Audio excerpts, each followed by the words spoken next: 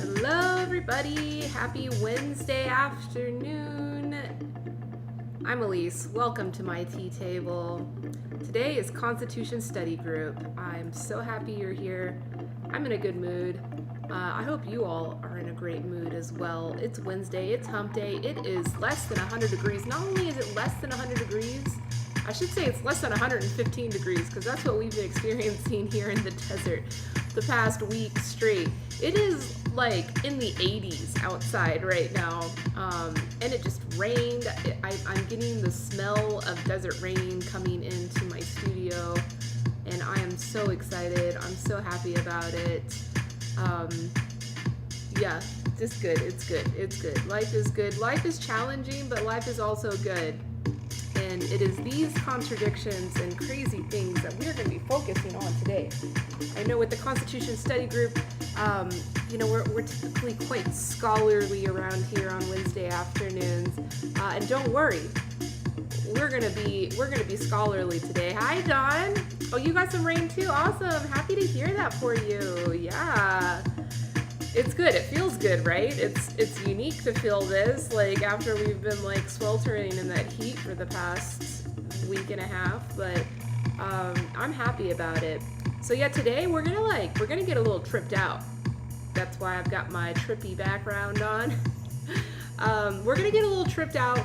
Of course, we are gonna be focusing on the Constitution. We're gonna be focused on civility, but I discovered a rabbit hole right before going live. I didn't know what I was going to talk about, and so as usual, what I do when I don't know what I'm going to talk about, I went to NPR News to go see any current articles related to constitutionality that we can look at, any relevant issues that we can look at. What? Your house in Flagstaff? There's a fire nearby? Well, Don, I am wishing you the best. Bitcoin and I have you in your home in our thoughts and well wishes. Hey, hopefully some rain goes by there and takes care of business for you. That would be awesome. It's possible. I mean, it's raining all the way over here in Vegas. You know, Vegas is kind of in between, Flagstaff is kind of in between Vegas and Phoenix where you are, so I hope you get some rain. So yeah, I was searching for an article and I found an article. There's an article today. It's quite interesting. We'll look at it. That'll be kind of like the relevant topic that we'll look at in regards to the concept of metaconstitutionalism, which is a legitimate, real, it's a theory. It is an area of study. It is an area of philosophy. There's a lot of work, a lot of discourse in the area of metaconstitutionality or metaconstitutionism. Metaconstitutionalism is the proper word for it. A word I'd never heard about. And the reason why I even found out about that word, which, as we will discover, is a rabbit hole. We're going down a rabbit hole today. Is because the article that we'll be looking at is in regards to how the military polices itself. And so then that got me thinking, yeah, how does the police police the police? If that makes sense. And then when I was thinking about the title for this topic, the only word that I could think of, the only adjective that I could think of that could be used was meta.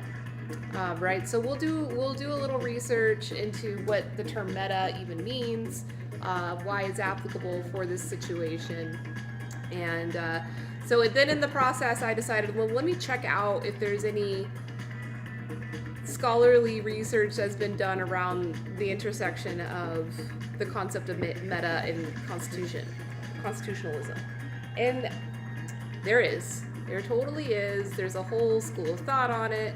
And I did find some articles on it, but there's a Wikipedia page, and like we could just have a field day enough. Like that's enough of a rabbit hole for us to spend some time understanding this concept. But that kind of sums it up. How does the police police the police?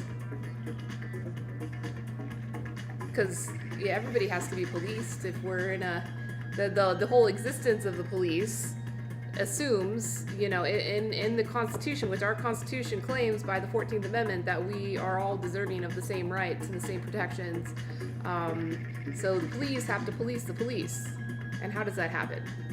Because that's kind of what the article today in NPR News is related to.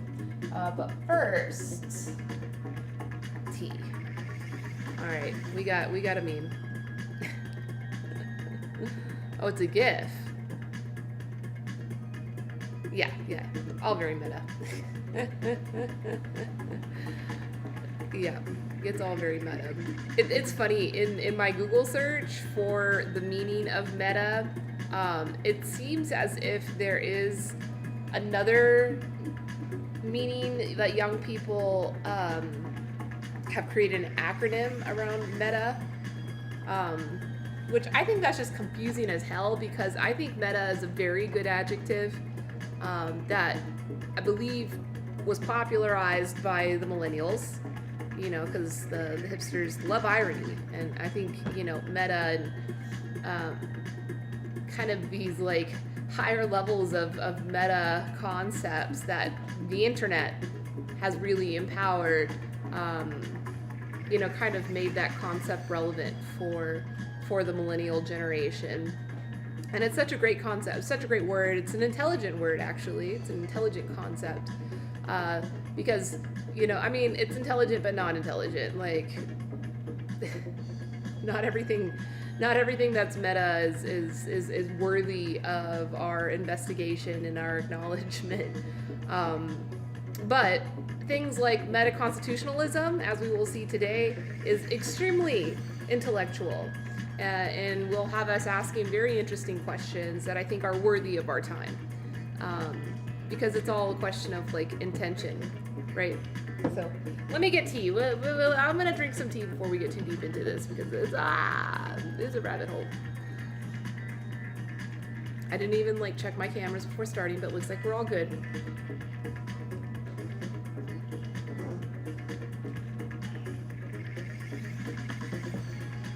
Freshly boiled water. I don't know what tea to drink, but I got some new samples I just grabbed and put down here, so I think I'll go for some new tea. I got my handy dandy bag of tea samples right below the tea tray here, and I'm busy. I run an international supply chain that's trading products between hundreds of parties around the world, and I do it all by myself. And I'm not trying to say this to pat myself on the back, because I chose to do this and I want to do it. But the reason why I'm saying it is that I have to prioritize my time, and I don't get anxious about it. I'm not complaining about this, but it's how I justify that my shit gets unorganized sometimes, and I'm cool with that. Some people are not cool with that. Some people, it gives them way too much anxiety, and I don't have time for that. I know that. I've allowed myself to have anxiety a few times in my life, and it didn't serve me. It did not serve me. So I just allow myself to be messy. And that, it gives other people anxiety, which is ironic. Meta, if you will. Is that meta? Ooh. So last night when I was gaming, I was drinking a floral Lapsang Souchong. Today, I am going to be drinking the smoky Lapsang Souchong. So, very nice aroma. So this is going to be a Lapsang that is probably more typical of what you see, at tea shops or in tea bags in the Western world, including here in the States.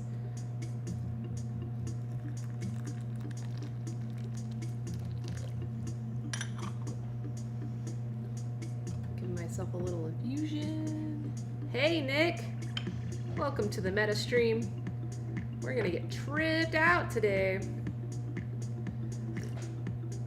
Asking the question, how does the police police the police? Ever thought about that? Kind of meta. Kind of meta. Yeah, so supposedly the really young kids, so these are the kids younger than even Gen Z.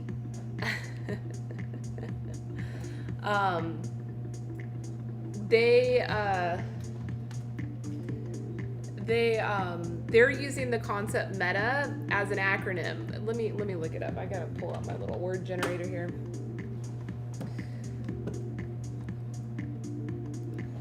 Supposedly there's an acronym for meta, and it doesn't mean what we probably all think it means.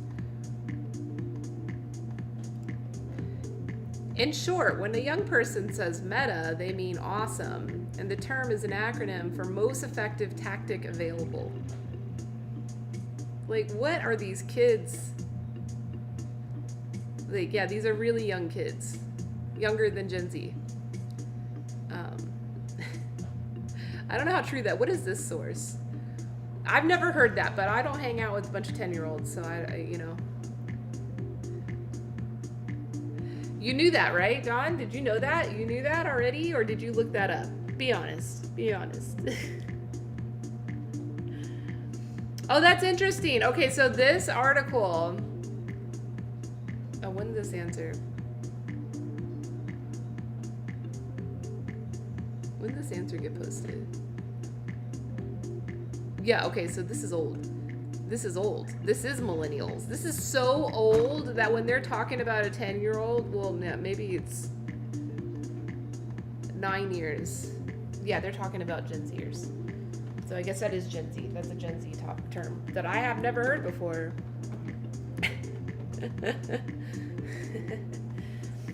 Yeah, so that's a different term. But meta, we'll look up. Let me brew my tea and drink my tea, all right? And then we'll look it up.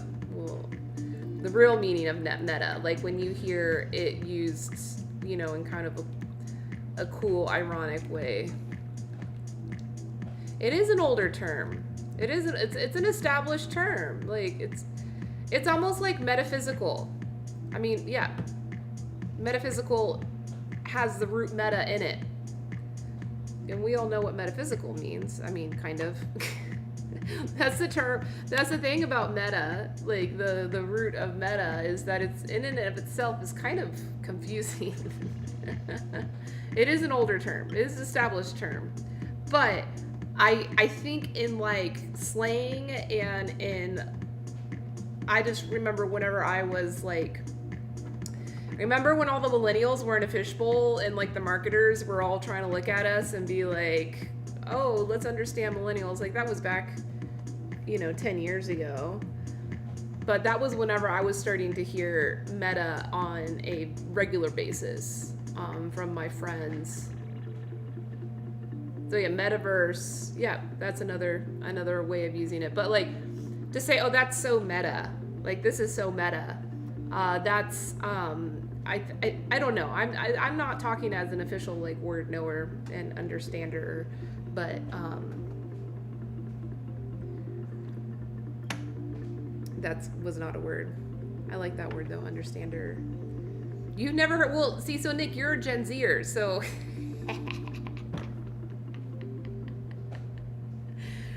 you weren't hanging out with the cool kids 10 years ago when they were calling everything meta.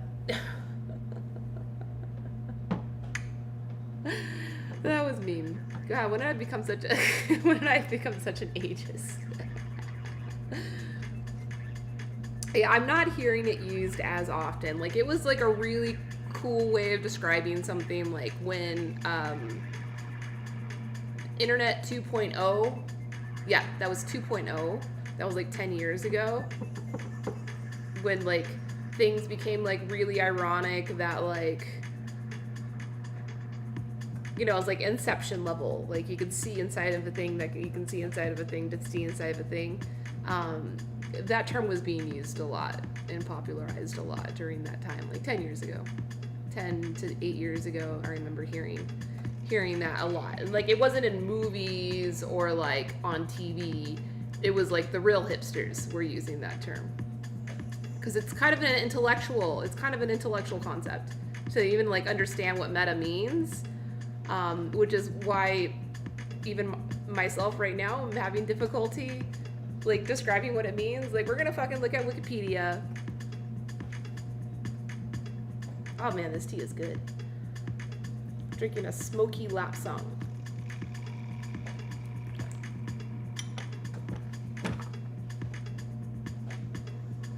Nick, you missed a good Gods Unchained. A lot of blockchain concepts, ideology is pretty meta. I mean, metaverse, you brought that term up. That's meta as well. Like what was meta during the Burning Man, the Build-A-Burn in the tea house in Topia?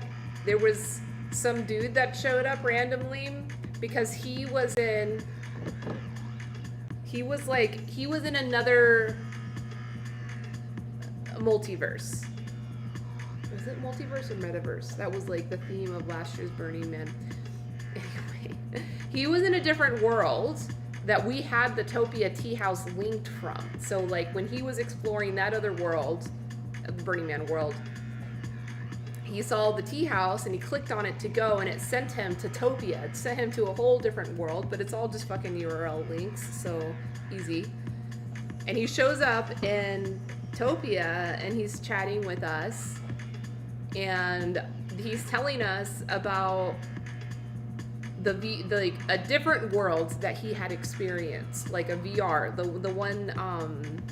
one that you could have actually used like the headset, the VR headset to visit and interact with Burning Man through. And we were like, oh man, I wish we could see that because we don't have that software, so we can't visit that world. And he was like, oh, no problem. I can go screen share into my little Topi box. And then we, projected him as a speaker. And then I made that like the backdrop of my stream. So like we were like transcending, 3 different metaverses, 3 different worlds. And then streaming that into a different world. And like these worlds transcended different levels of dimensions as well, because Topia is 2-dimensional and the VR world is 3-dimensional, and Twitch is a completely different dimension as well because of the interactivity between everybody. It was really cool. That was meta. That was a very good example of something that's meta.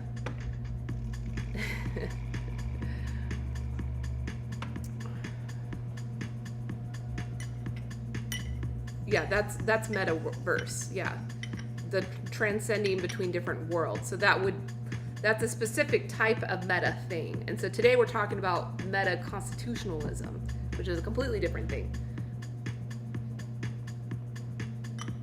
Oh, I see. So there's not plural. Thank you for correcting me, Zoomer.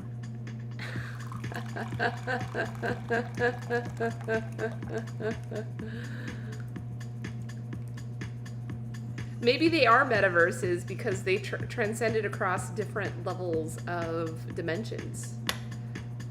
Or is the concept metaverse inclusive of all dimensional formats?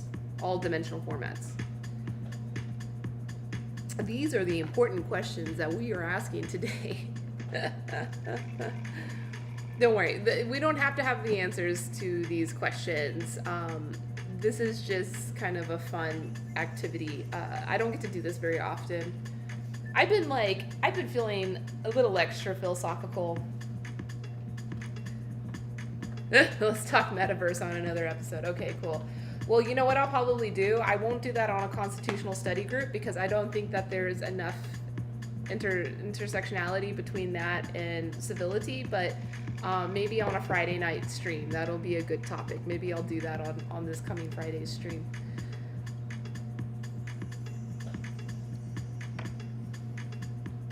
And we'll do fun. You know, I'll do it on fun because I'm going to have people here. People are going to be starting to arrive for the expo on Fridays, so perhaps we can do something fun here in studio. And I'm readjusting the studio. I'm completely readjusting the whole space, Nick. You're going to be surprised next time you come. The studio is going to be bigger. Like, I want to professionalize it because we're going to be having all of the people coming in after hours from the nightclub show, the World Tea Expo show. I want the studio to look super professional. So we're gonna move it. We're gonna prop it up, like use the stage. It'll be great. It'll be fun. Cool. Let's get to work. All right. So first things first. Let's look at meta. And again, let me do studio mode. I'll be good for you all. Oh, I don't even need to do that. Heck yeah. All right. So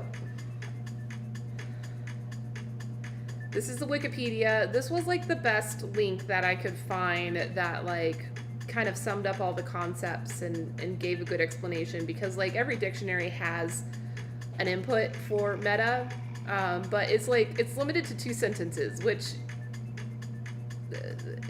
too hard to understand. I found the Wikipedia to be much more meaningful. All right, so it derives from the Greek base meta, which means after or beyond, right? So starting from there, we already know that this is a freaking rabbit hole. What was that episode of the Family Guy where Peter was like, oh, I found myself in the Beyond section at Bed Bath & Beyond, and he's got his little shopping cart just like going through the Bed Bath & Beyond, and he's like, oh, the Beyond section. He opens the door and he just like gets like lobbed out into like the universe, and he's just like aimlessly like floating around in the universe. So that there. Let's see. Let's look at the original Greek meaning. It's less esoteric than what we've made it now. So yeah, that's a better description. Esoteric. I was saying like it's intellectual, but no, it's freaking esoteric. I had a teacher in grad school tell me that something that I said that I was like really proud of was esoteric, and that tore me down. That hurt hard. I was very fragile to that. Another form of fragility. I'm okay now. You want to call me esoteric? I'm like, I'm cool. We have plenty of time to be esoteric, so no worries. So it is the equivalent to the Latin word post or ad. It occurs occasionally in scientific English terms derived from Greek. For example, metatheria. This is the name of the clade of marsupial animals. Interesting.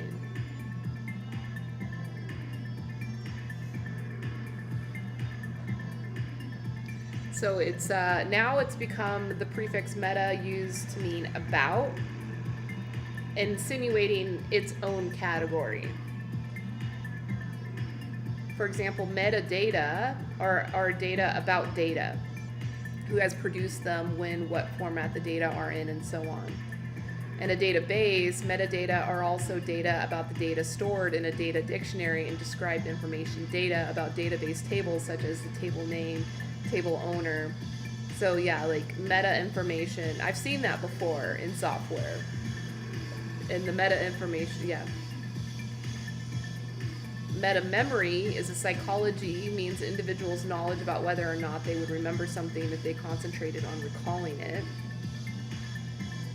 So the modern sense of an X about X has given rise to concepts like mega cognition, cognition about cognition, meta emotion, emotion about emotion, meta discussion, discussion about discussion, meta joke, a joke about jokes, and meta programming, writing programs that manipulate programs. In a rule-based system, which is kind of related to what we're talking about today, a meta rule is a rule governing the application of other rules. So this is the question: how do the police police the police? Right? So like, if and that's what the Constitution is, right? Oh, you don't want to see all my freaking tabs up there. I'm not ashamed. I mean, I got nothing up there other than a bunch of like scholarly articles, but you're seeing my brain process there, and that's a little embarrassing. Got my brain exposed. Oh dear, on a higher level abstraction, wow, let's make this a little bit more esoteric. Any subject can be said to have meta-theory, a theoretical consideration of its properties, such as foundations, methods, forms, and utility, on a higher level of abstraction. In linguistics, a grammar is considered as being expressed in meta-language, language operating on a higher level to describe properties of the plain language and not itself.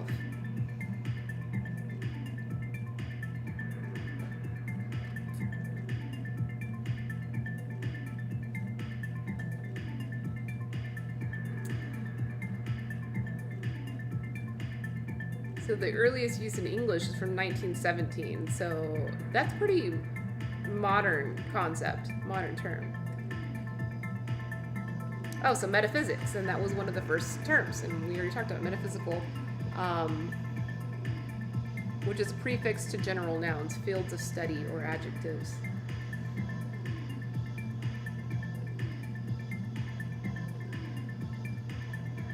Metamathematics. That sounds fun. Hi, Ariel. Ariel the mermaid. Okay, this is enough. You all got it? Everybody got it? All right, cool. Now, what is metaconstitutionalism? And Wikipedia, once again, provides... So a meta-constitution is a set of pre-constitutional rules. So this is like the constitution of the Constitution, which is pretty freaking deep, because it makes you think, you know, like we think of the Constitution, and like that's been the whole point of this study that we do every week for the past year plus, is that the Constitution is a protocol of civility. So it's like these definitive rules of how we interact with one another, but you know, you really can take it deeper, especially because it was a man-made protocol. It wasn't like, you know, something that was like blessed upon us and it was like, okay, we've got it now. Like it was something brought together by human agency, which we talked about last week in great depth. Look forward to talking more about the concept of agency. But so it is in lieu of a formalized constitution and consists of accepted axiomatic policy. The Constitution is similar to or developed from this. A Metaconstitution is also less binding and can be used to a less rigid form of government. To many nations, the Metaconstitution provides an exit option where they may variate from the written document. So it's almost like unwritten rules, which I started like talking about last week, you know, with my bright idea, my light bulb that popped off last week about, it's like we've got the executive, we've got the legislative, we've got the judicial, like, and we understand in great depth, and the Constitution in a very concise and clean way has outlined those three things, yet democracy is not here. And you know, the idea was that the missing puzzle piece of all of that is social cohesion, the convergence, the what brings people together, so that that we can participate in a democracy. And the government obviously does those things through even the police. And the police is not addressed in the Constitution. The legislative is kind of all up to them. It's all been kind of umbrellaed under their responsibilities, which is a lot of fucking work for them to handle. How many different, I'm gonna look that up right now. I think I looked it up last week. How many bureaucracies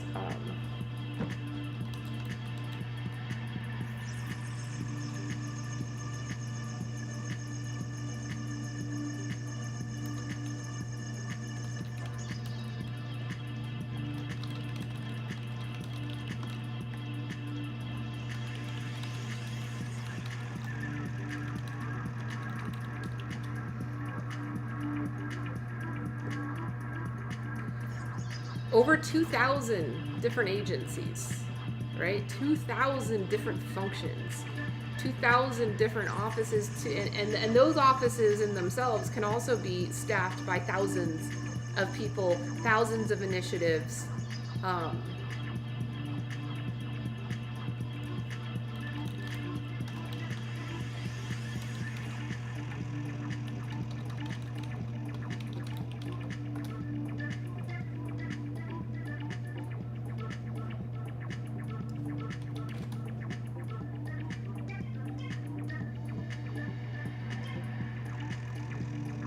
You know, so proportionally, you know, there's like less than 500 people responsible for thousands of organizations that are each and of themselves responsible for thousands of different tasks in order to address this social cohesion, protect our democracy. And all of that, yeah, all of that has been like wrapped up and summed up in one article of the Constitution. It's a lot of unwritten rules there, you know, and so that's almost like this concept of like meta-constitution. So the concept of how policing goes.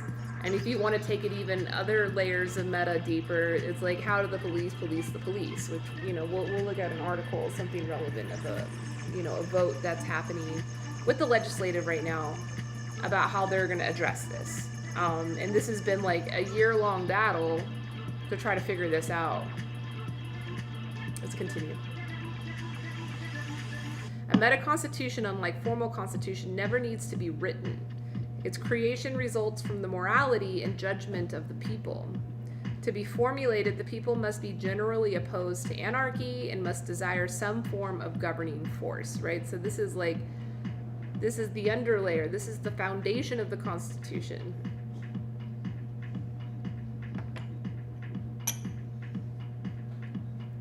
So this is almost like our agreed upon definition and understanding of what it means to be civilized. Like, there's no definition of civility in the Constitution. There's no definition of what the Constitution is in the Constitution.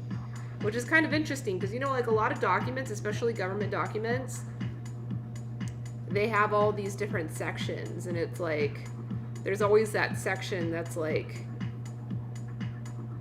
this section is going to define what this document is, the meaning of this document, and then there's going to be another section with like words defined, so that there's a shared understanding of, like, as individuals, various stakeholders are reading this document, can have a shared context together.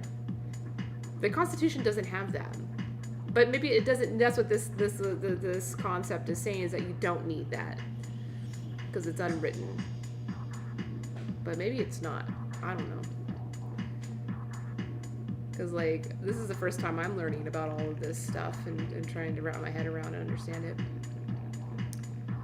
Although vague in concept, the Metaconstitution almost always creates the basic roles of leader versus follower. The purpose of the document, however, prevents the placement of total power on the leader. The populace is trusted and to self-govern except to severe cases. Such theory does not differ much from salutary neglect or laissez-faire. Many prominent political philosophers have discoursed on the subject of metaconstitutionalism. Whoop, whoop, here we are. Though not directly. How meta.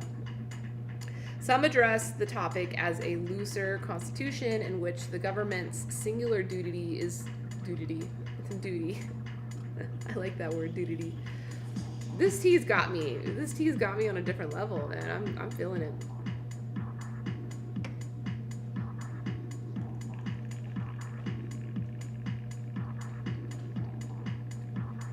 Some address the topic as a looser constitution in which the government's singular duty is to protect the people and vice versa.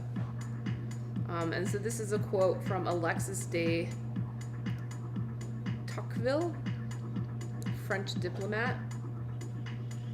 Very regal, dignified looking fella.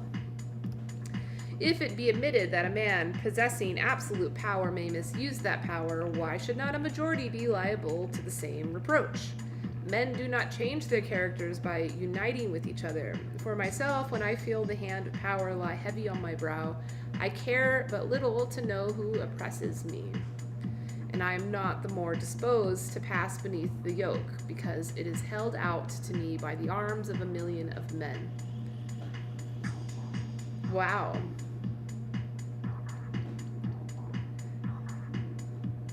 Like, if I was to have read this quote without seeing it through this context of like meta-constitution, meta-civility, I would have thought this quote to be interesting, but like, it's especially interesting thinking of it under this context.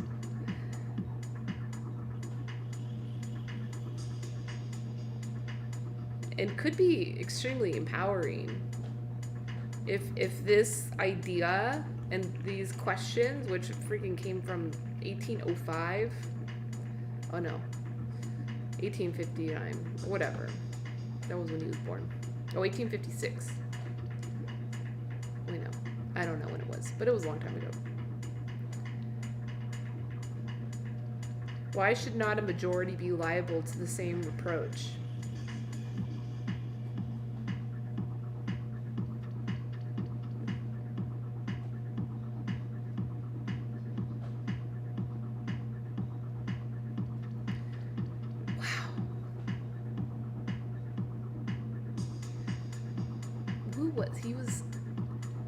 He was a dignitary, huh? I can't believe that someone like him said that. Political philosopher.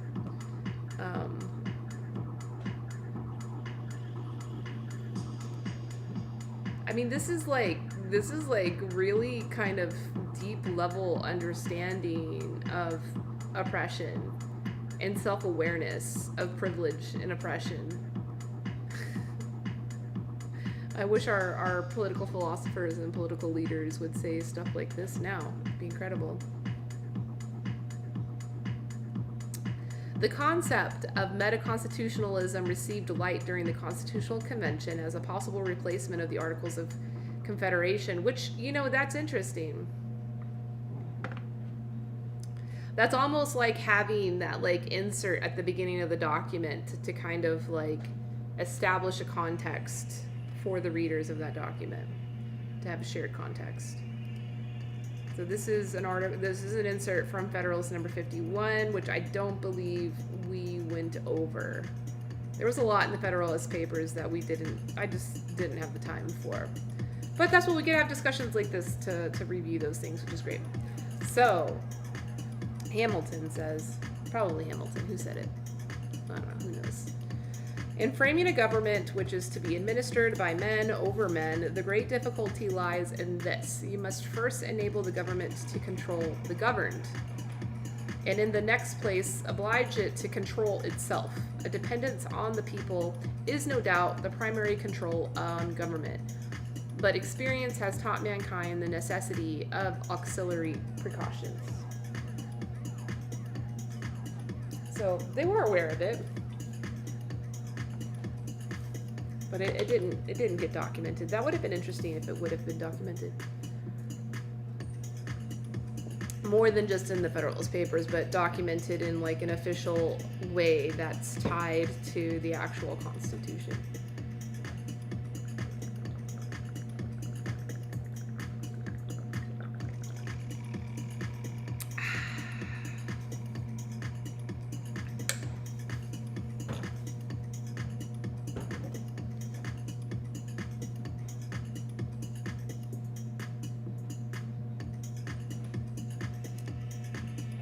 Well, looks like there's never been a formal meta-constitution. That's cool. Oh, criticisms. This is always fun. A meta-constitution is constructed to provide a looser equivalent for government. However, a meta-constitutionalistic society is more likely to suffer from domestic disorder. So is this kind of like an anarchy where, you know, people that believe in anarchy have to believe in this high level of trust that everybody's going to be on the same page? This is because the government cannot wield any power to control the outbreak. Lack of trade and corruption are also major difficulties for a meta-constitution. Again, the government's legal inability to enforce powerful law prevents it from containing situations. In this usage of meta-constitution, it can also mean a constitution with nearly non-existent executive branch. Interesting.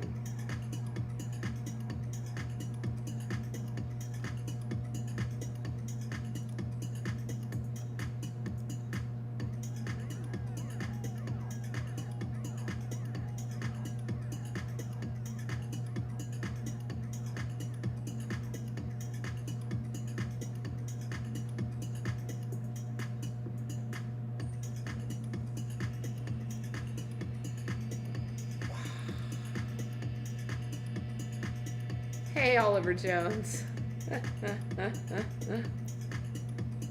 Good to see you. Much love to you. It's been a while. It has been a while. Thank you for being here for this very intellectual, ironic conversation. See you later, dude. I guess you learned enough. I'm out of here. Oliver, I got a question for you. How does the police police the police? Feel free to send me a postcard in the mail to answer that question. Because we're going to learn something that's going on right now. This is an article from NPR News published today at 2 p.m. This is relevant AF. A year's long effort to reform the military justice system gains more momentum. So this is not exactly about the police policing the police. This is the military policing the military, but I found it meta all the same. So, woo. Here we are. Look at these ladies.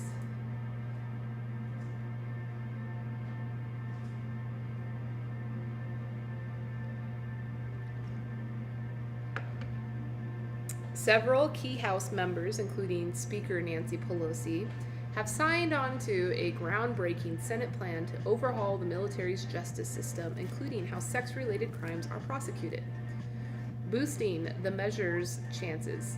The legislation, now moving into both chambers, has momentum after Defense Secretary Lloyd Austin backed a key provision on Tuesday. So the thing that I found interesting about this article and why I wanted to bring it up is because it's the same way people. But like, is people a verb? Because I was saying police, the police is like noun, verb, noun, right? The noun police are going to police, a verb, the police. Is people a verb? Is people something that we do?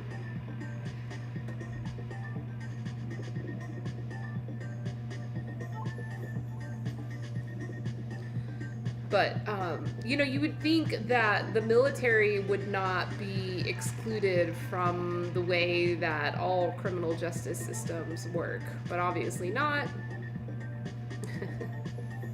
Good answer. Good answer, Oliver.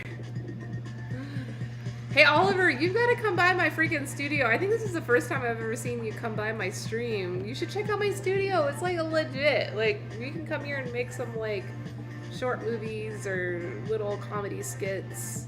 I've got a big green screen. Actually, my green screen is like 20 feet long and another 12 feet long this way. It's like cornered and it's the floor too. Like, I've got my table here, but if my table wasn't here, I could be completely immersed in this article, going beyond this article. Plus, I want to see you.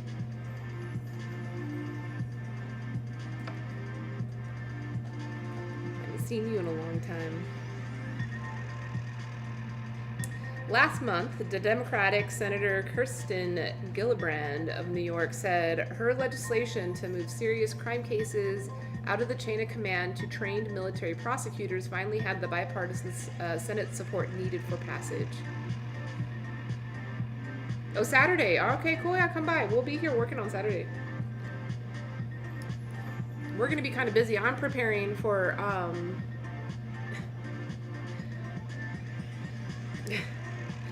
I like how you just, like, dox yourself right on YouTube. Gotta go. See you later, Oliver. Silly man. Hello. Welcome. Good to see you. Talking about the criminal justice system within the military and new legislation of reform, which was a surprise to me.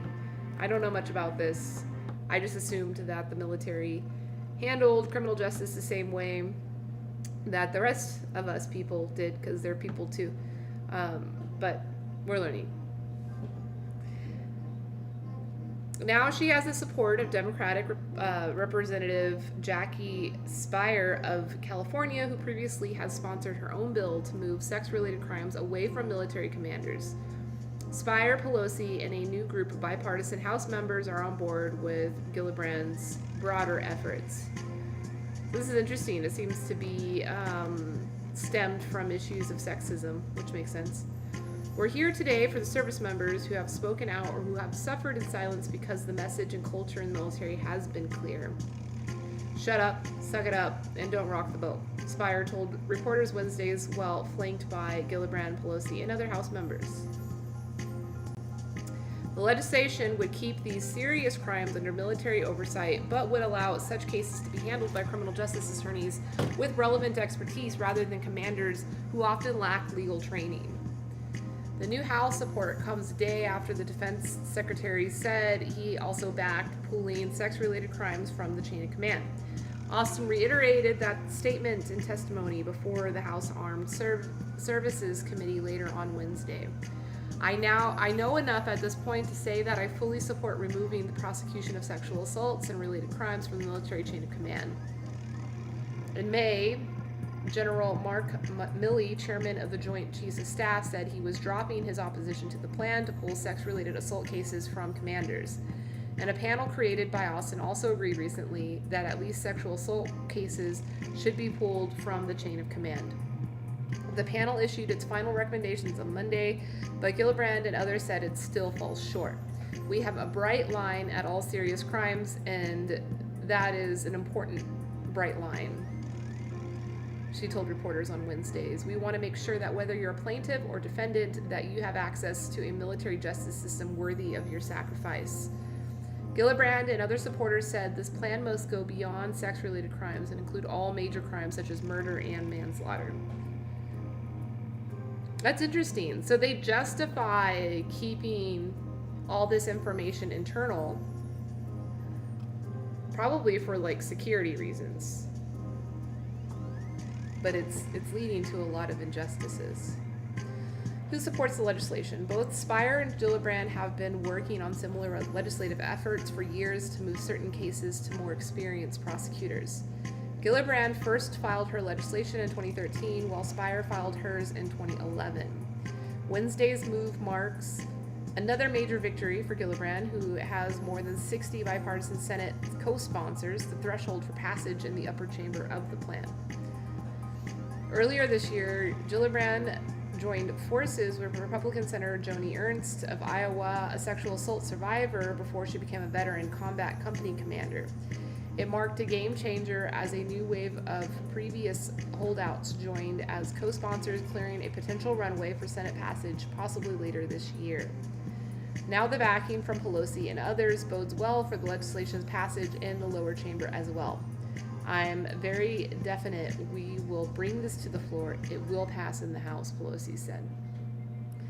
More than a half dozen House members on Wednesday also said that they were signing on with Spire and Pelosi. They include Representatives Mike Turner of Ohio, Meeks of Iowa, Trent Kelly of Mississippi, Mullen of Oklahoma.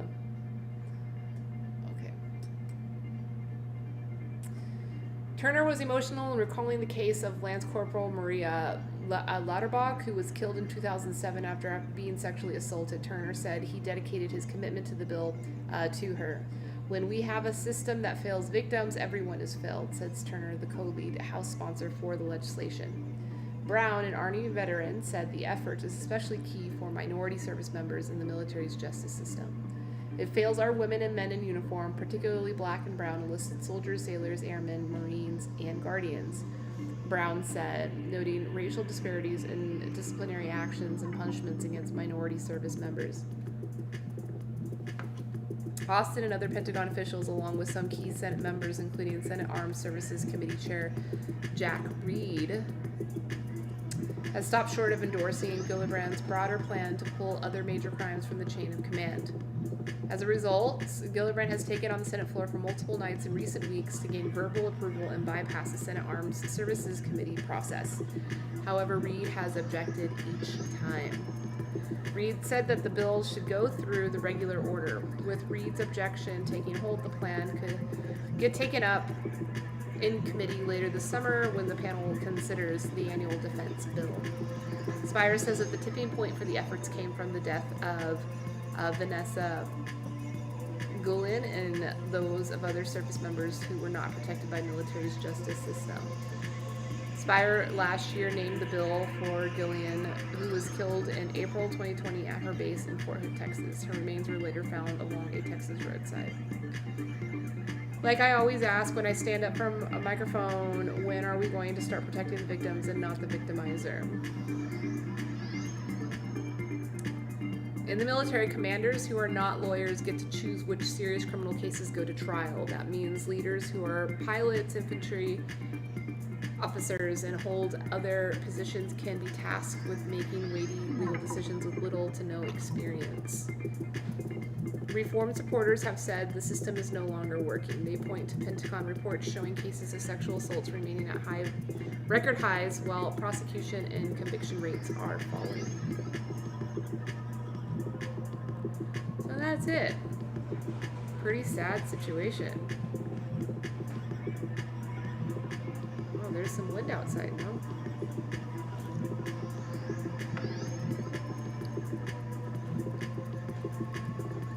I always wondered about that. I never knew how the system had worked. But yeah, I was always curious.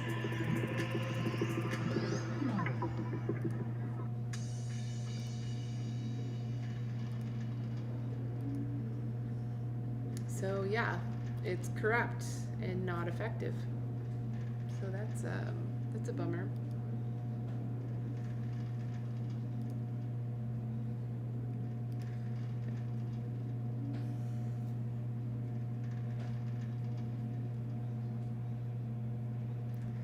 Military is an interesting thing. It brings up all these interesting like meta concepts.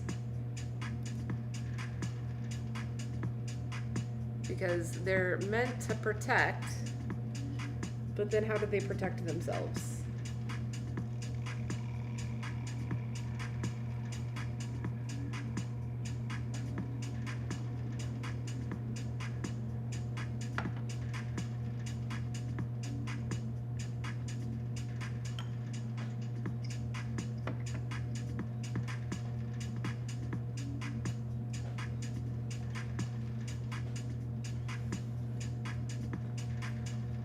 There's probably a lot more too. It's probably like not even an issue of even just the criminal justice, but also just normal civil rights, right? Because everything is internalized.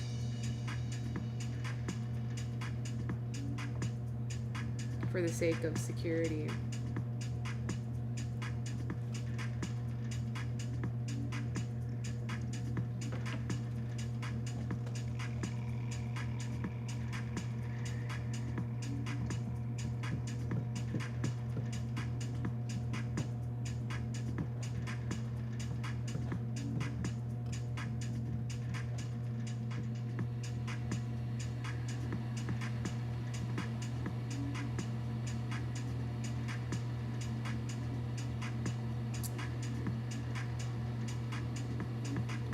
Some more tea.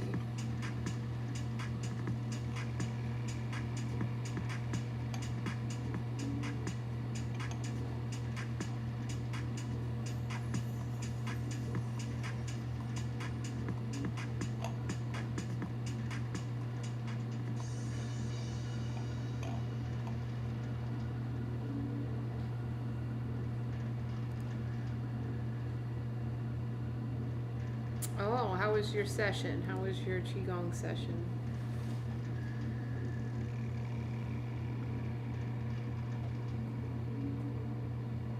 The rubber ducks want to know.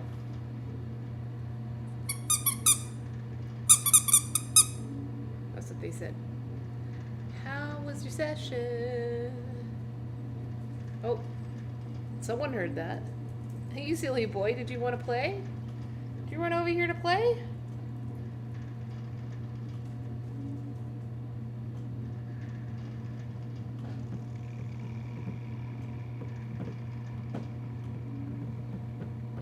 Good, happy to hear that.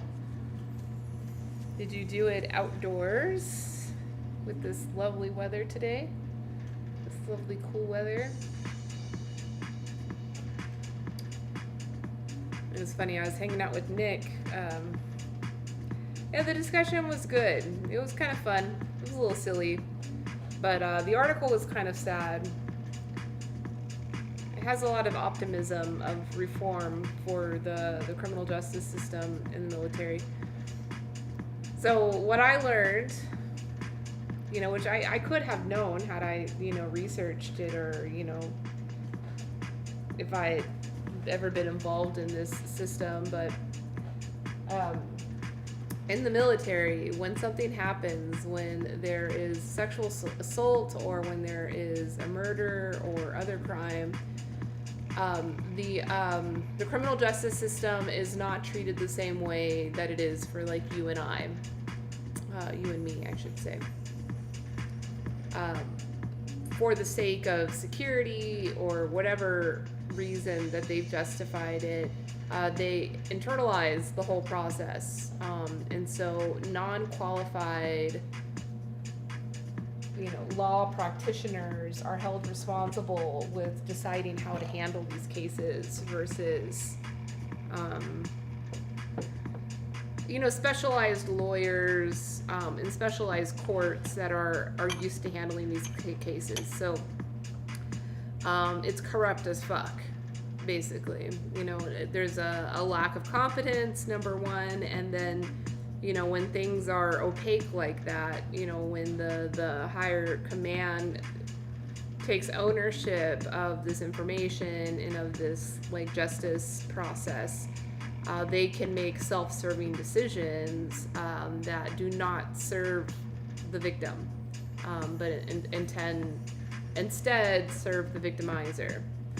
And this is a lot of the time the cases with marginalized communities within the military, especially women and people of color.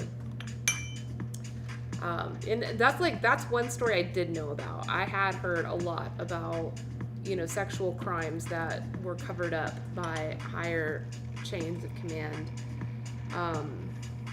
which is pretty messed up. But there's a new legislation in the Congress now that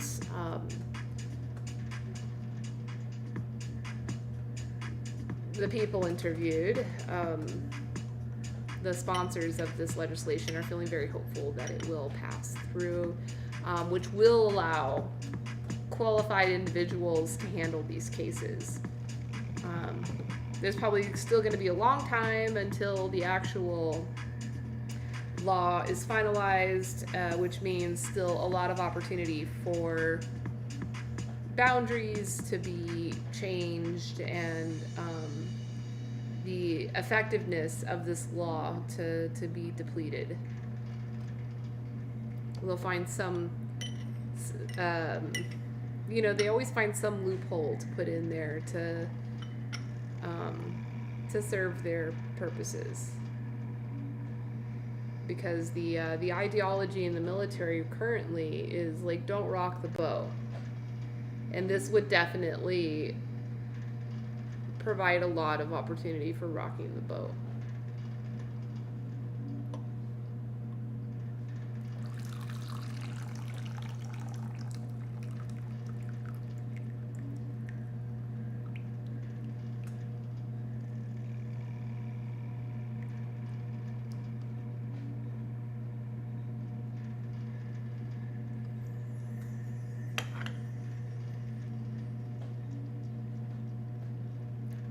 Yeah, it's interesting. It's sad, frankly.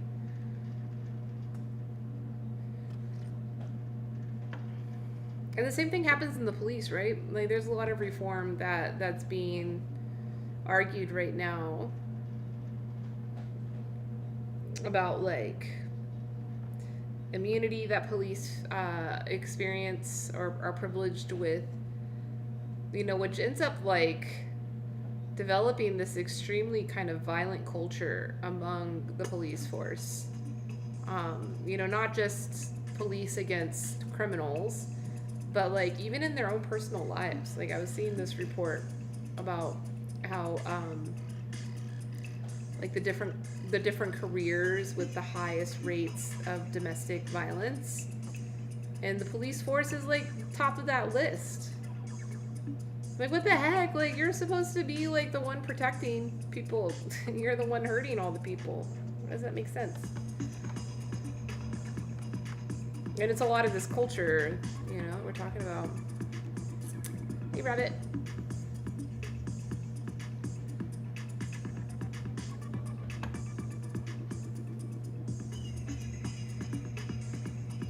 So that's why I asked the question, how did the police police the police? They don't. They get to play by different rules. Someone had said on Reddit a couple of weeks ago that they get to play above the law because they are the law. But no, you are a citizen first and foremost. Everybody is. So let's not even get into the protections that are provided to the executive, as we saw in our last presidential cycle.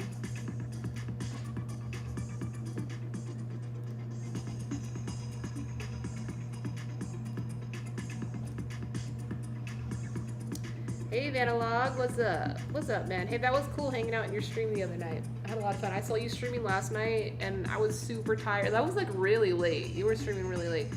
I was really tired, and I knew that I needed to go to sleep. I needed to like put myself down because I knew if I would have gone into your stream, I, would have hung out for a bit.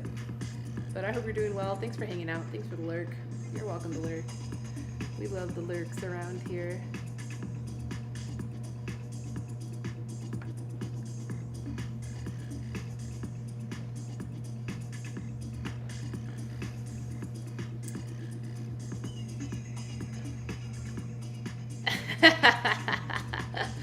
Please don't ever waste time on my stream. Okay, don't worry. I have good self-control. Good self-control.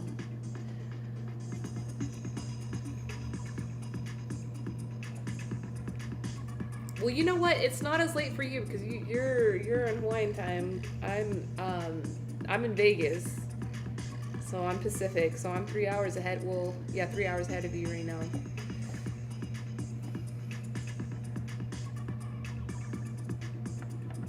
But that was fun. That was fun hanging out with you the other night. I hope you had a good reunion with your girlfriend and got to enjoy some good food with her. I don't know if she's back yet. But check out that yakitori place. It is bomb. It is the best. It's the best in Hawaii. There's a lot of really great food, specifically Japanese food in Hawaii. But that one's extra special. It's like, I hate using this term because it's become kind of a degrading term in the hospitality industry, but like really authentic yakitori. And there's a whole reason, Monday nights is my stream of when I talk about dignity in the hospitality industry. Authentic. Oh, Don, making my blood boil. The term in and of itself is not bad. Because, like, ultimately, if you want to say something... Oh, yeah, you still got quarantine. Got it. Yeah, that's not a place that you want to try to get takeout from. You want to go there because, like, that's part of the authentic experience is also... it's like, it's authentic to a hole-in-the-wall yakitori spot in Japan. I'll be more specific about the use of authentic here, because at the end of the day, like, if we're gonna say this food is authentic, like, yeah, it's not made of plastic. Thank you very much. But it's a slippery slope and can often be disempowering, especially to Asian. I mean, I think even like African cultures, but definitely Asian cultures get like the blunt end of the stick of like, when something is authentic, it's perceived as like it needs to be cheap, low priced, it needs to be, a certain way. But, that's like so freaking undignified for a chef or for a business owner to have their food judged in that way.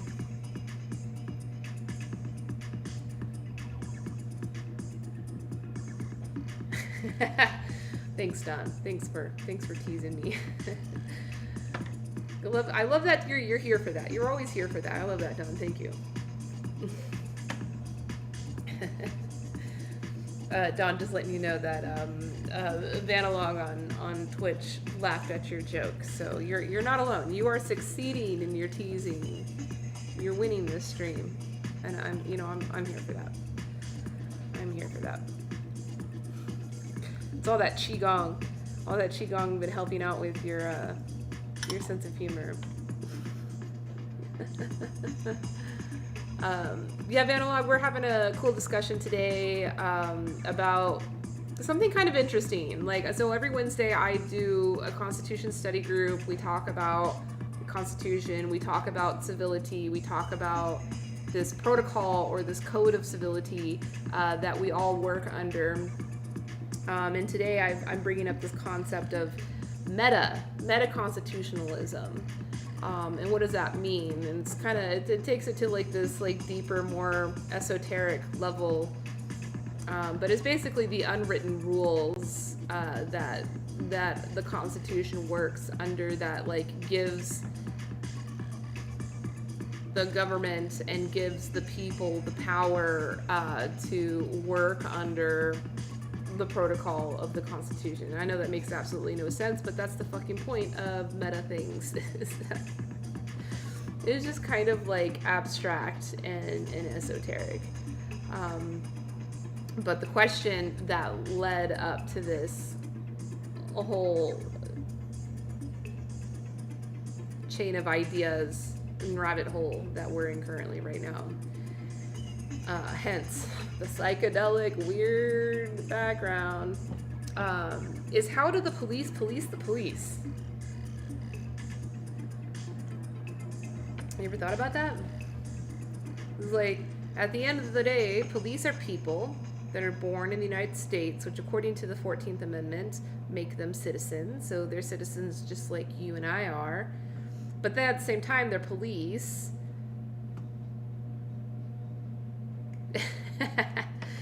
Yeah, the tea definitely helps to think about these kind of things. But in a real way, like if we want to like de-metify this conversation, de-philosophize this topic, is there's a lot of corruption within the military and within the police system that protects those people and does not protect victims. And in today's article, I read about crime in the military specifically, and how the military, the criminal justice system within the military is completely protected, insulated, for the sake of security or whatever. You know, if you commit a crime against somebody else in the military, while you're in the military, your case is going to be handled by a superior in your chain of command who is unqualified to do the right job, as the Constitution lays out very clearly for us in our Bill of Rights, as well as in the Article 3 in the judicial system. So it's kind of fucked up. It's kind of fucked up. But there's a law that's, you know, currently being kind of passed around, and it's going to be voted on by the House of Representatives, that will allow like qualified courts and qualified practitioners of law to handle these cases. You know, of course, there's probably going to still be a lot of speculation about how to preserve security and preserve, you know, the thing that the military is ultimately going to want to keep. But at least there's some hope for victims, because right now, yeah, if you're a victim, like, your opportunity for justice in the military, as well as in the police too, is very low, very unlikely, and that's sad.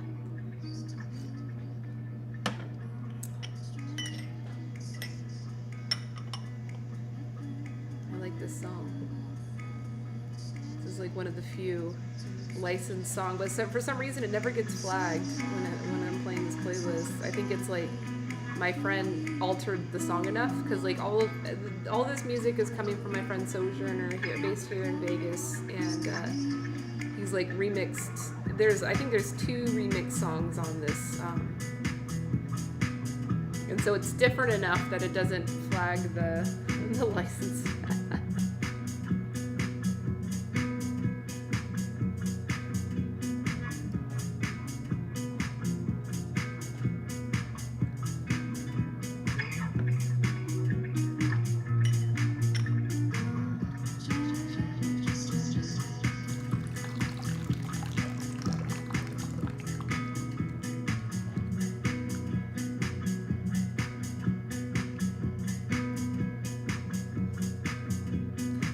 The entire rest of this playlist, which there's like 500 tracks on it, they're all original compositions by my friend Sojourner, and he doesn't have any of it licensed.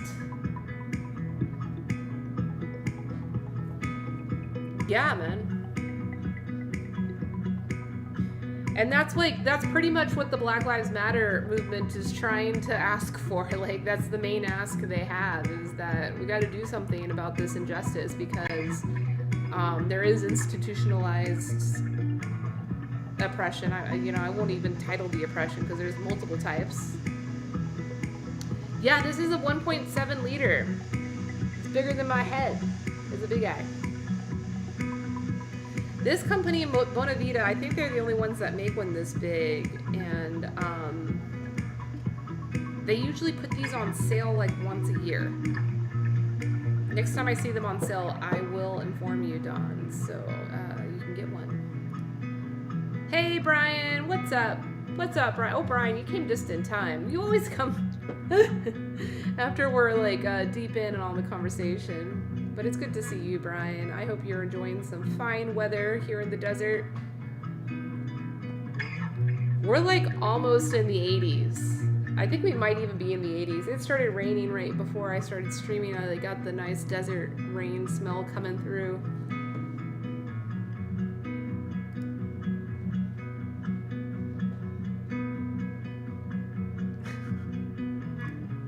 Important to have bigger than head dispenser, yeah. But the spout, this sexy little spout, is tiny. You see, in reference to my head, it's very small. And that is ideal. That is ideal for sexy pouring.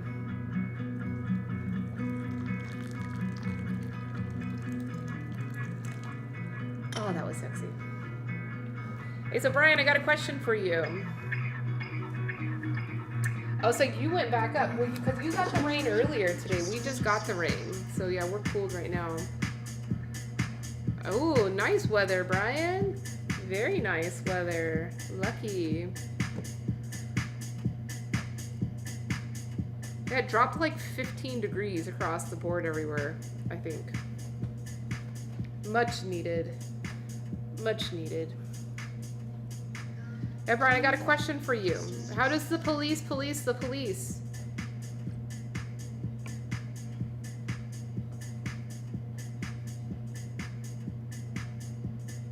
It's very meta. Very meta to think about these things.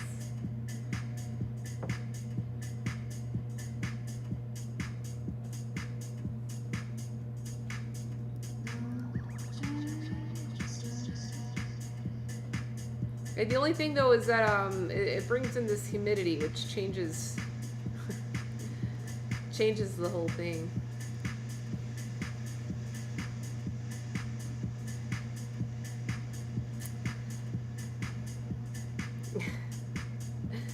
What is meta?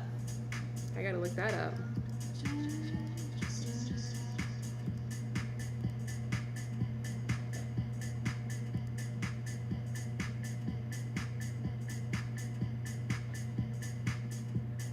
Is it a Sanskrit word?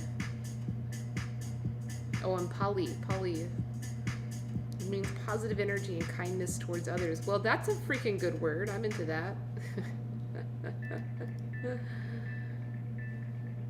So there's a type of meditation to cultivate kindness for all beings, including yourself and family. I'm going to start practicing that. Thanks for the heads up, Dawn.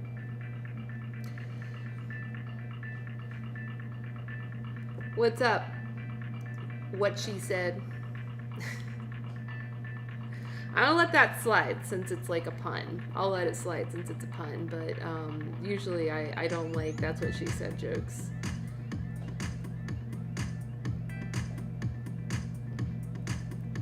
That's my boundary, my boundary. Yo! We gotta catch back up. Since I've sent you all that information. But I got a question for you today. How does the police police the police? If you understand what I mean. We need meta police. Yeah.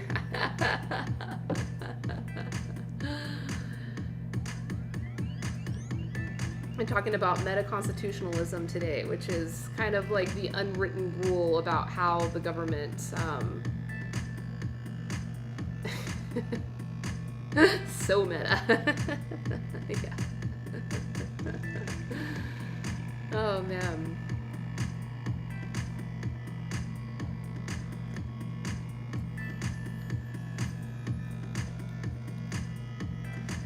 Yeah, meta.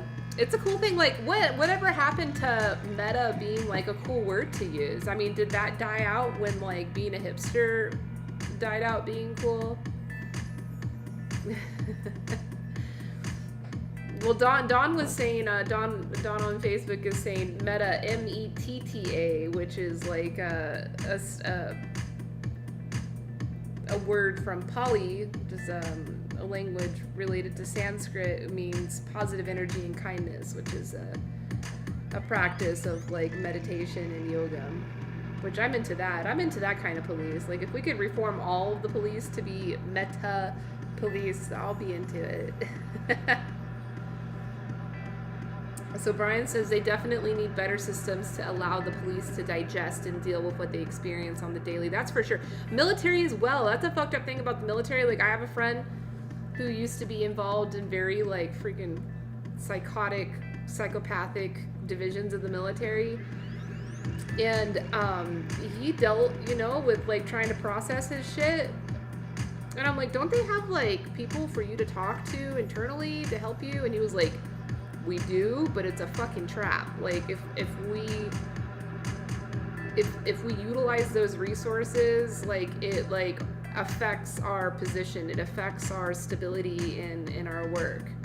So we don't utilize those, and everything's a fucking trap. And like, fucking military is like, I always say, like, the people that fight for our freedom are the ones that have the least amount of freedom, right? And it's related to today's conversation, right? Like, at the end of the day, they still are like people born in this country or naturalized in this country. So according to the 14th Amendment, like, they're citizens and they have the same right to everything else that we have, yet, they don't.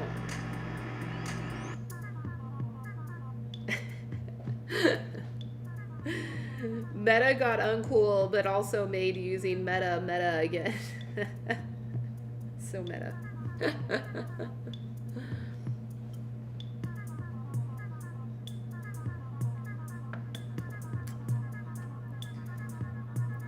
Much longer training and sifting hiring. A mistake by me. I screw up some code that I have to find or burn a disk. A mistake in high intensity situation results in the worst of mistakes. Yeah, that's a good point. Oh, interesting. So you've been dealing with the cops. Oh, I'm sorry to hear that you went through that, Brian. I hope your neighborhood is stabilizing and feeling safe again.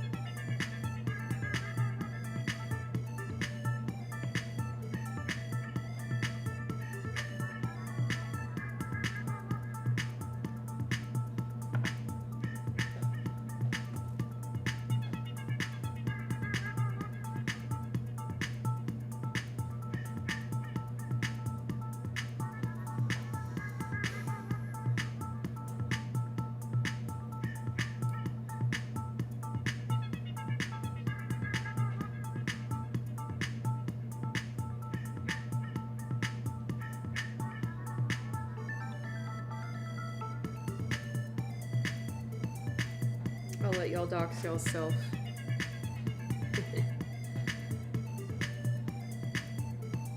Oh, do you have a camera? Do you have one of those rings?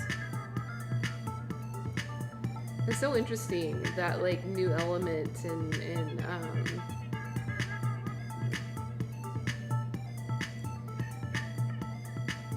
collecting evidence. The cameras, like, everybody's got cameras.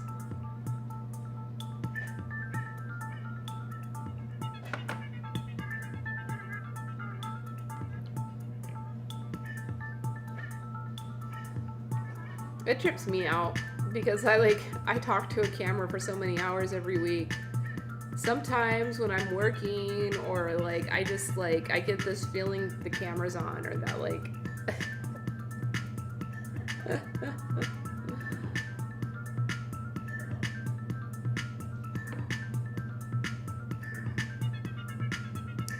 wow, the murderer is still at large. I didn't see that part earlier when I read that comment. Damn. Well, Brian, stay safe.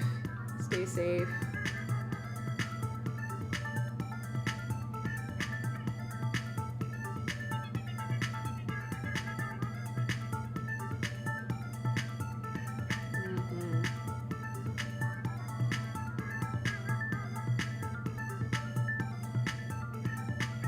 Yeah, I guess there's like pros and cons. There's pros and cons to it. That like it empowers it empowers the collection of evidence, which is a good thing, but then it can also empower individuals who had no business in it, like giving themselves more business in it. Which, you know, I don't know if that's necessarily a good thing.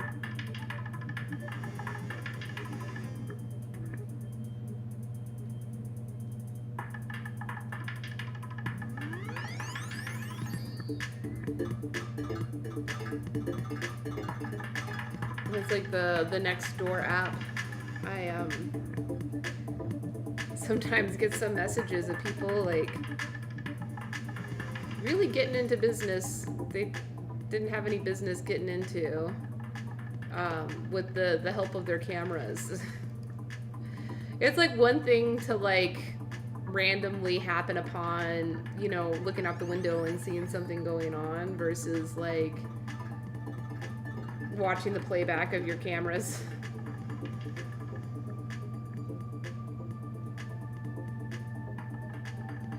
Yeah, it's very creepy. I don't keep any technology like that in my personal home.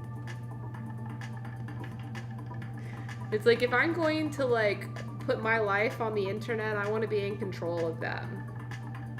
And so that's why it's here. I don't keep any technology at my house. I don't even have Wi-Fi at my house.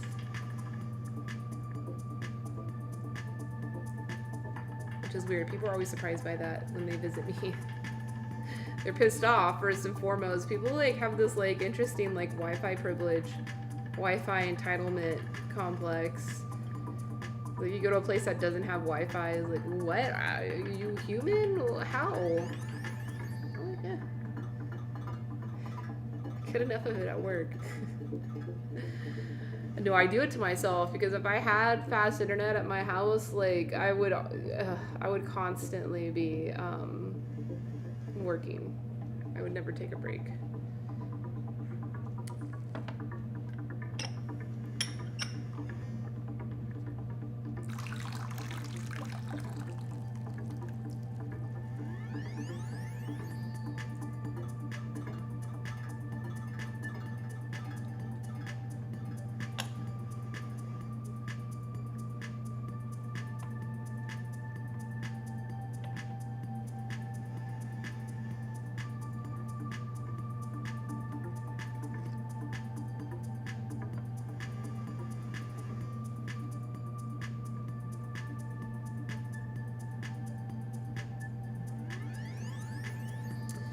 Interesting perspective, Brian. So Brian says, so in talking with the police, they are defunded and leaving. In a very large area, only 6 cops on the beat at that time. This homicide was followed by 3 more in the same day. The other was 2 blocks away. They can't touch nor do almost anything. One discussion how for the past year hardened life criminals continuously released the next day. So yeah, that brings up an interesting perspective around the defund the police request. Is it can't just be a hard stop.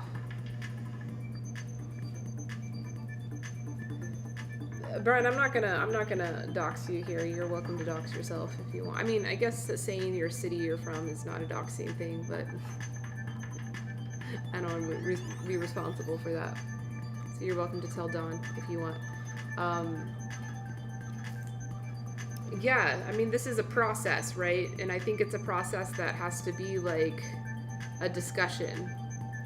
And I don't think that discussion has really been had. It's like you have the people requesting it, and then you have the people that are against it. And it's almost like there's no in between. What I'm talking about today specifically is about the code of accountability within the police versus how the police citizens, which is what the defunding police movement is more about. I'm specifically talking today about reform needed for criminal justice applying to internal crimes that happen within the police department. Yeah, exactly. Yeah, exactly, Brian. Yeah, I haven't heard about like any specific cities or departments getting defunded. I've heard that it's started to happen, certain ones. I guess your city is one of them.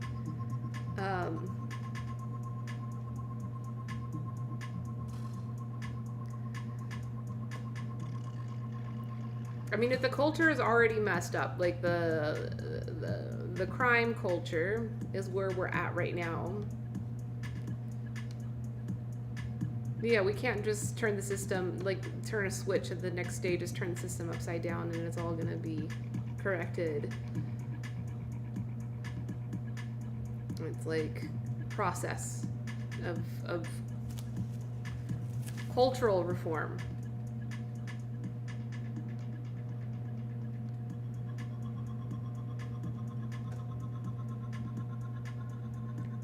Interesting. Well, I wish much safety and positive thoughts and positive vibes for your community, Brian. Wishing you the best. And thank you again for sharing your story.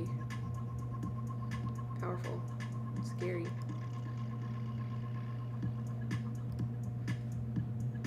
Thanks, Brian. I didn't want to say. But thank you, you put it out there. Not too far from you, Dawn.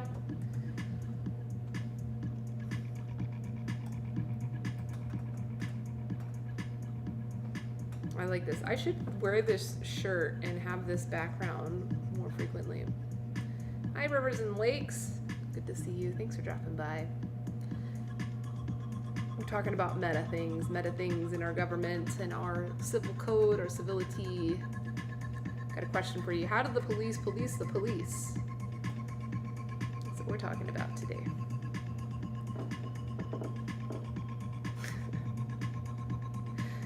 Albuquerque, you know, it's got some stuff going on. I watched Breaking Bad. I know all about it.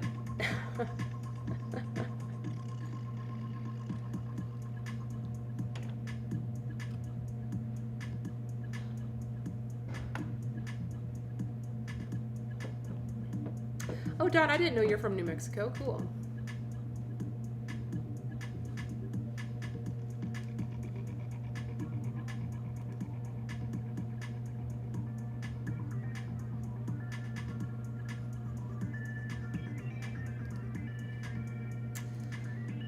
All right.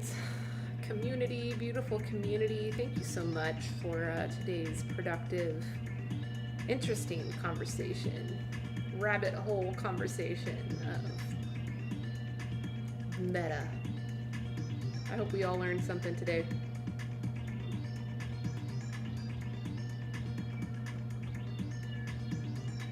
Oh, hi, Jonelle. Good to see you. Welcome to the stream. Thanks for saying hello.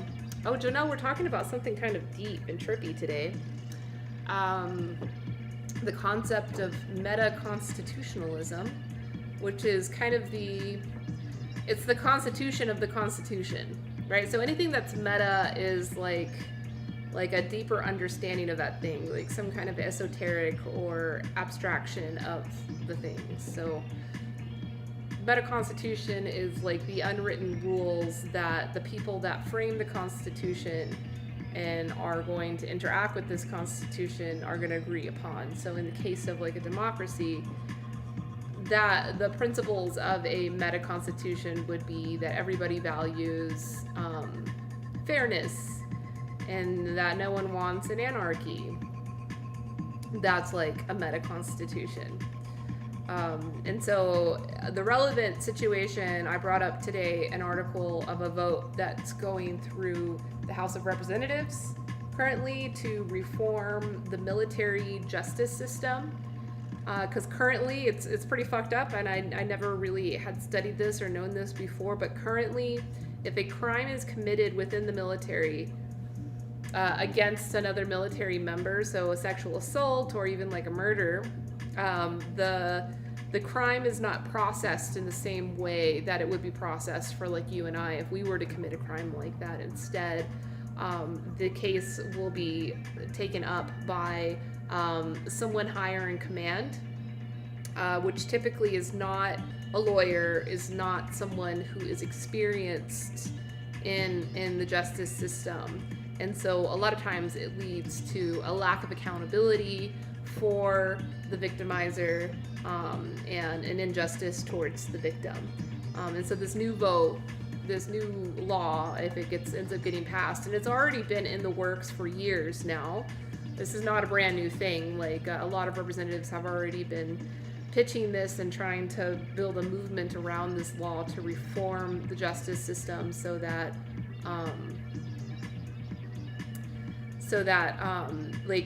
qualified individuals can actually process these cases, which would provide more potential for justice to the victims.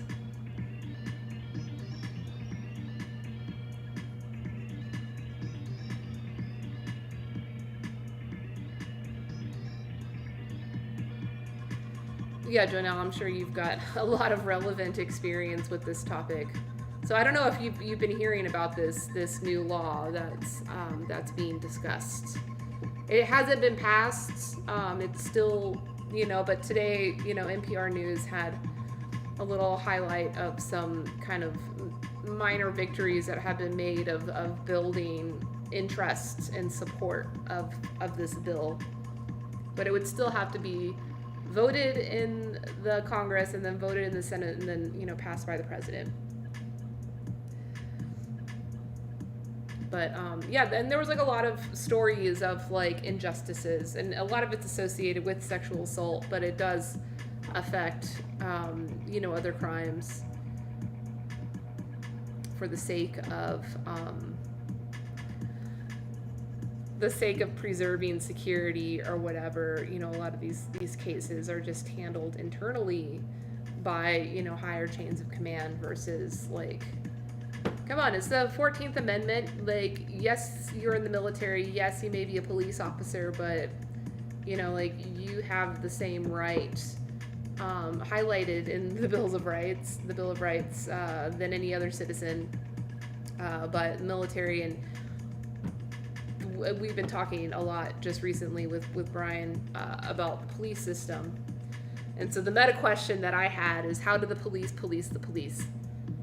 Right. So, if we understand how we're policed by the police, how are the police policed by the police?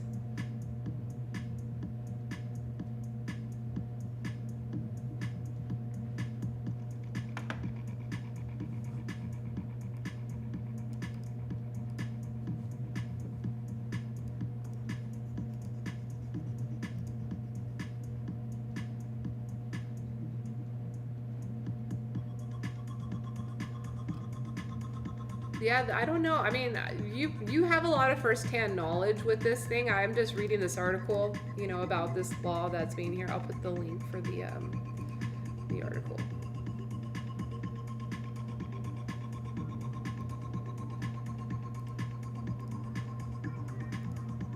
So you can read it yourself.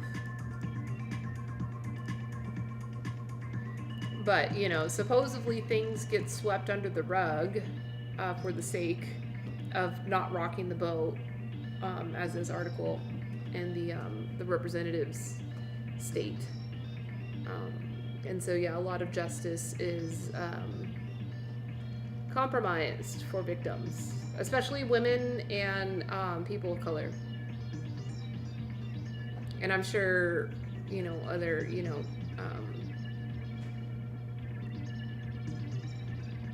other marginalized communities.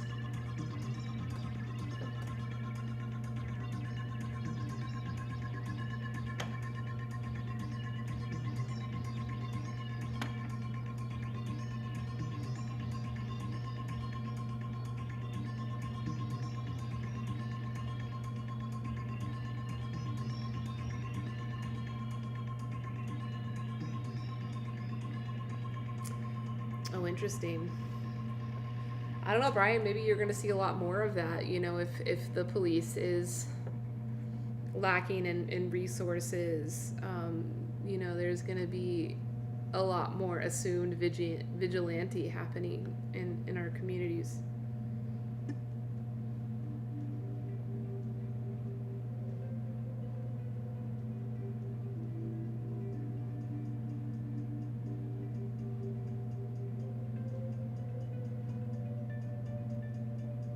Hi, Goose.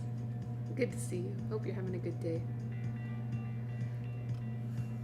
All right, everyone. I think I'm gonna head out. I wanna go home and enjoy this like superb temperature outside. I mean, it may be overcast and sprinkling and wet on the ground, but I'm gonna go for a long run. Take it all in. I may be.